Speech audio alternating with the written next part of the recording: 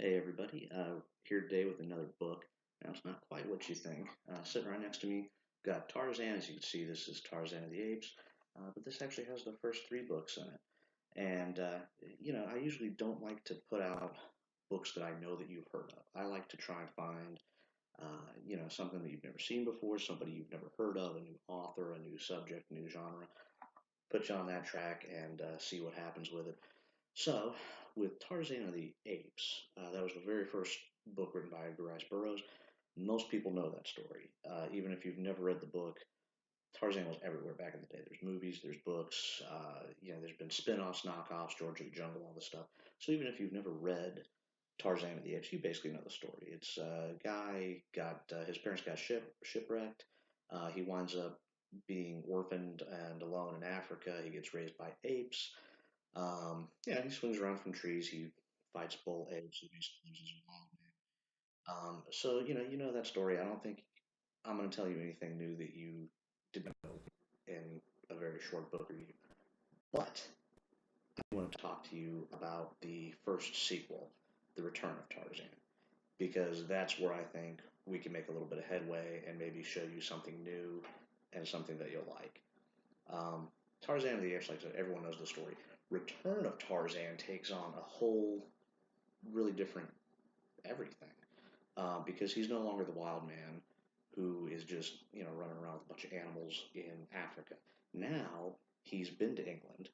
He knows how to actually talk. He can speak English. He's been educated. He's seen society. So he can't really go back to being the wild man in the jungle again. I mean, how could you? You'd lose your mind with loneliness. I mean, just from not talking to people. At the same time, he's not happy in society. So he has this duality going on inside of him.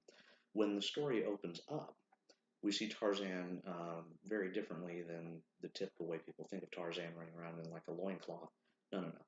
The beginning of Return of Tarzan, he is sitting on a cruise ship, coat and tails, Victorian England gentleman, sipping absinthe and smoking cigarettes, and lamenting that he knows he's conscious enough to know that he'll never be able to go back to the way things were, which I think is pretty deep for what's basically a pulp sort of book. Now, as the plot progresses, basically what happens is Tarzan winds up foiling the plot of a Russian who becomes his like arch enemy, the main villain of the next, I think, two or three books, maybe even the entire series. To be honest with you, I haven't read them in quite some time, but I do think Return of Tarzan is probably my favorite out of all of them. In any event, this is where Tarzan meets the Russian.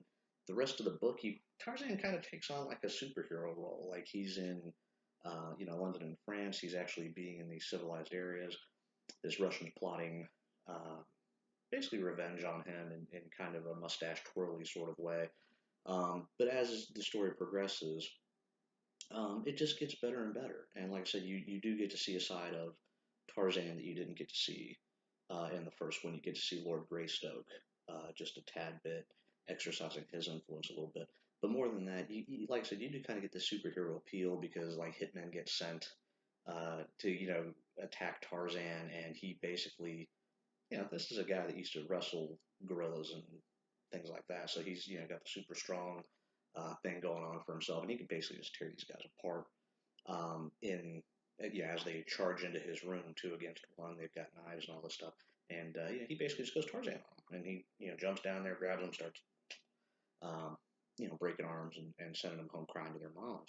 So you do kind of have, like I said, that superhero esque sort of thing, almost like a Hercules type of deal. And also, as he's going through these things, it's almost a commentary on society in general, especially Victorian society.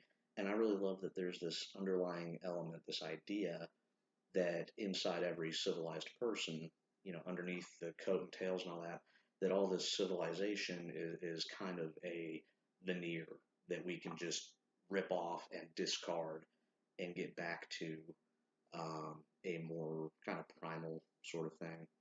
I guess that sounds really kind of anarchy, but that's not really what I was going for. But anyway, it's a poetic idea, this idea of getting back to nature, getting back to more natural things, more natural values, food on the table, you take care of your family, these sort of things, and not worrying so much about, money or, what society's going to think or who's got nicer clothes or politics or any of this other kind of stuff.